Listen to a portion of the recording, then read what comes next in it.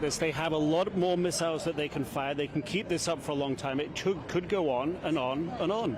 We will do this until we are sure Iran has lost the capability of becoming a nuclear power, because what we see here... CNN dives into Israel's intense battle with Iranian ballistic missiles and its desperate calls for U.S. intervention. With cities like Tel Aviv under siege, Israel is pushing hard to stop Iran's nuclear ambitions, but President Trump is holding back.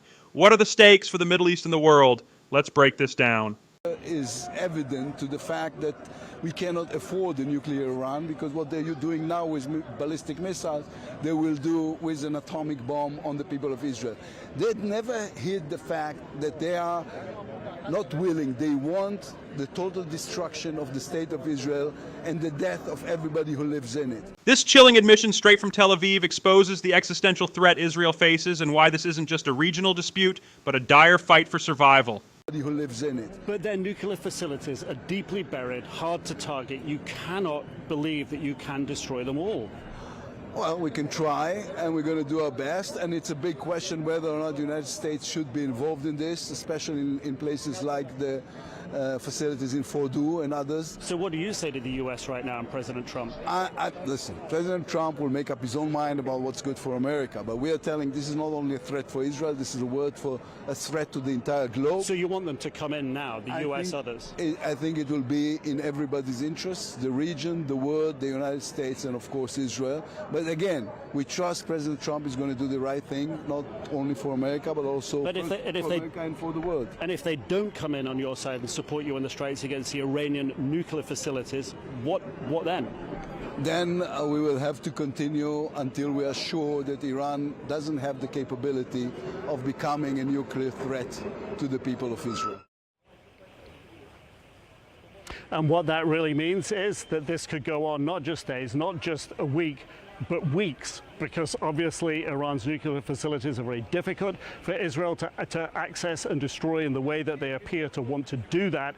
And what does that mean in cities like Tel Aviv and around the country here in Israel? It likely means more of this. Israel's targeting those missile launchers, but it says so far it's only managed to take out 1/3 of them. More than 50 or about 50 missiles fired last night, and a lot of damage done. 8 people were killed. I want to get more on this and what else the president is saying about the conflict from Elena Treen. Elena, good to have you with us. Where's Trump's mindset at this point, blocking the taking out of the Ayatollah, and what this fundamentally means for perhaps diplomatic efforts down the line? Yeah, so that decision, and this is from multiple conversations both I and my colleagues at the White House have had with Trump administration officials, is that we had learned that Israel had gone to the U.S. and said that there was a window of opportunity, that is the language that they had been using, to try and take out Iran's supreme leader. And essentially what we were told is that the president directed his team to tell the Israelis that he opposed that plan. And at the heart of that decision, we were told, is that the president believes that a regime change of that level, of having any sort of U.S. involvement in trying to do that, or even if the Israelis did that on their own, that would lead to potentially bringing this conflict into a full-out war. And that is Trump's refusal to back a direct strike against Iran's supreme leader unveils deep fears of war escalation, highlighting Washington's precarious balancing act amid mounting pressure. Is what the president and his team wants to avoid. And that's why there's been this question now for the past several days after Israel launched those unprecedented strikes at first on the Iranians, is what will U.S. involvement be moving forward? So far, we have seen the U.S. help with the defensive capabilities and helping Israel strike down some of the missiles and intercept some of the missiles that are coming from Iran. But that is, from my conversations, where this administration wants to leave it. They do not want the U.S. involvement to be any more direct than that, because we have now heard the president continue to argue that he believes a deal is still possible. He said that when he was leaving the White House yesterday to head to Canada for that G7 summit. I want you to take a listen to exactly how he put it. I think it's time for a deal, and we'll see what happens, but sometimes they have to fight it out, but we're going to see what happens. I think there's a good chance there'll be a deal.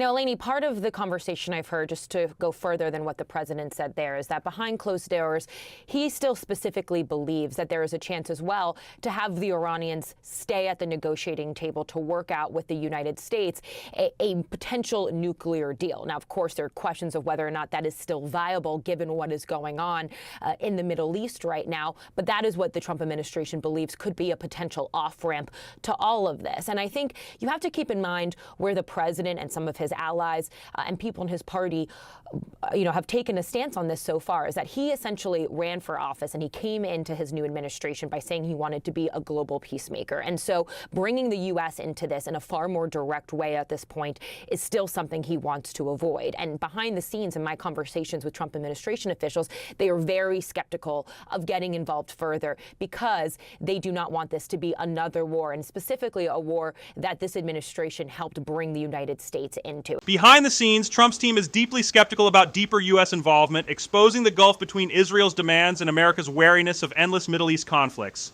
And so that's why this is such a precarious position at this point. Now, again, I will argue, though, that we continue to hear as well that this could change. That one thing that Israel's been very clear on is that they want to wipe out Iran's nuclear capabilities.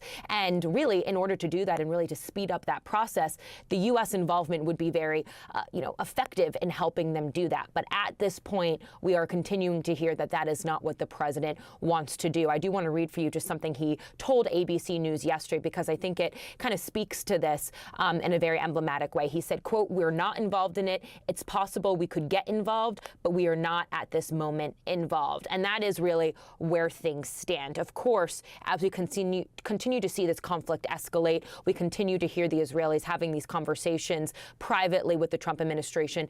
The door is open that more U.S. involvement, could eventually be something that they agree to. But for now, they are really trying to keep this at a defensive aid posture and not move further into this, Eleni. All right, Elena Treen, thank you so much. Our Stephen Collinson wrote an interesting analysis for us on this about the many national security considerations, not to mention domestic political considerations, that President Trump has to take into account. Stephen Collinson joins us now from Washington. Stephen, there's just so much on the table. I mean, frankly, if the end game for Israel is to destroy Iran's nuclear capabilities, they will need the United States to get directly involved. That's just the reality that we're seeing. President Trump clearly trying to keep this at arm's length. Big question on whether, if, or whether it's when they'll get involved. What is your understanding of the way that President Trump is thinking about this conflict right now? Because he opened the door and saying, well, maybe there's still a deal on the table, and that was on his way to the G7. Well, Trump always thinks there's a deal on the table. You have to say that he hasn't been that effective in getting any deals in his second term, whether it's on big international issues like ending the war in Ukraine or the war in Gaza, or on trade. But at least by talking about a deal and a possibility of resuming diplomacy with the Israelis, as unlikely as that might sound given the current circumstances, he is sort of kicking the ball down the road a bit, putting off a decision. The big question in Washington this morning is whether the president can keep the United States out of this. First of all, if, for example, the Iranians were to decide to start targeting U.S. bases in the Middle East, that would automatically draw the U.S. in, and that might prompt the president to make a big decision to go very hard with force, perhaps to target that nuclear facility at Fordow, as he doesn't want to do right now. But he's very conscious of his domestic constituency, always, Trump. And one of the reasons he was elected for the first time 10 years ago, in fact, today was when he announced his first campaign, was because of this long fatigue among Americans with protracted foreign conflicts. If you listen to what Trump said in Saudi Arabia on his trip in March, he hit out against interventionists and nation builders. That was talking about the sector of the Republican Party, which is smaller than it was, but that does want him to intervene on behalf of the Israelis in this conflict. Israel faces relentless Iranian missile attacks and insists the U.S. join its push to destroy Iran's nuclear program. But Trump remains cautious, aiming to avoid another costly war, hoping still for a diplomatic off-ramp. This stalemate threatens to drag the Middle East deeper into conflict with devastating consequences. How far will the U.S. go? Drop your take below and tell us what you think the future holds.